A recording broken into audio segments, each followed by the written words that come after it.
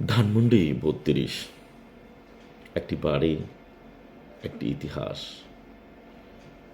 একটা দেশের জন্মের সাক্ষী, ৭ কোটি মানুষের স্বপ্ন। তখনকার ৭ কোটি, ৭ কোটি মানুষের নজর একটা বাড়ির দিকে সবসময় থাকতো, যে বাড়ি থেকে বেশি আসবে স্বাধীনতার কণ্ঠস্বর, মুক্তির কণ্ঠস্বর, মানুষের পক্ষে কথা বলা।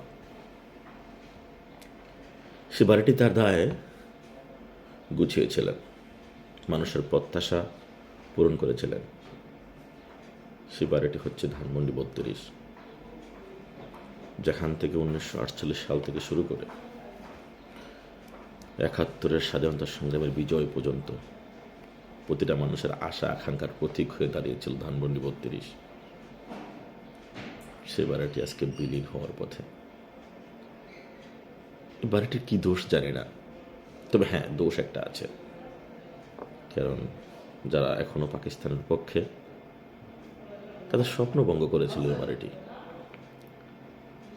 তাদের স্বপ্নকে মাটির সাথে মিশিয়ে দিয়ে নতুন একটা বাংলাদেশ তৈরি করেছে এই বাড়ির প্রধান কর্তা ব্যক্তি।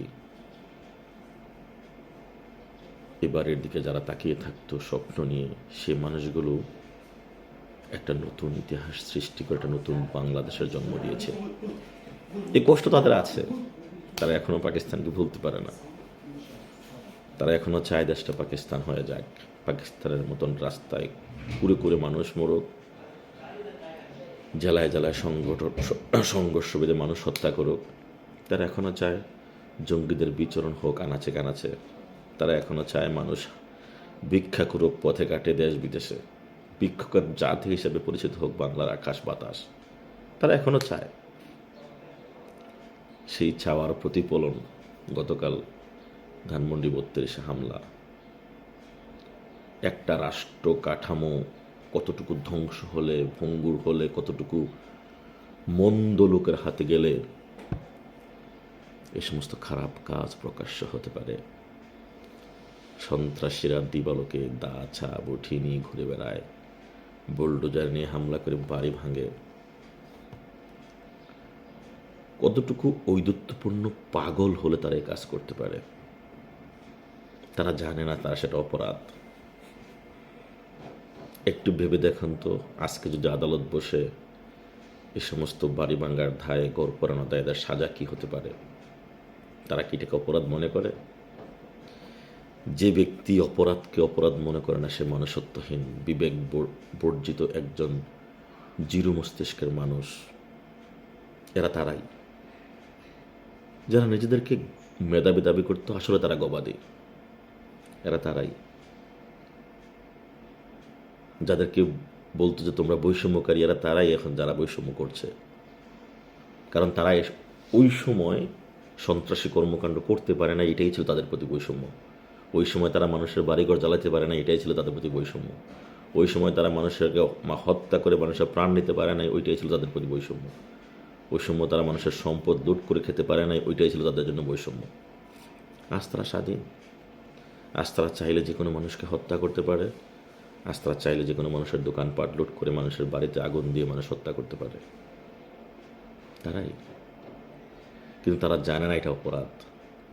আর অপরাধের মাত্রা বেশি হলে তার শাস্তির আওতায় আসতে হবে। খুব শীঘ্রই এরা আদালতে দাঁড়িয়ে প্রার্থনা করে বলবে, আমি সেদিন আবেগে করেছি, বিবেক আমার কাজ করেনি। যেভাবে ৭১ সালের অপরাধীরাও আদালতে দাঁড়িয়ে বলেছিল যে আমরা ৭১ সালে অপরাধ করিনি, এরাও বলবে টুমোরো, ডে আফটার টুমোরো, ইনশাআল্লাহ তারাও বলবে আমরা তো অপরাধ করিনি, আমরা তো সেখানে আবেগে গিয়েছিলাম, বিবেকে যায়নি।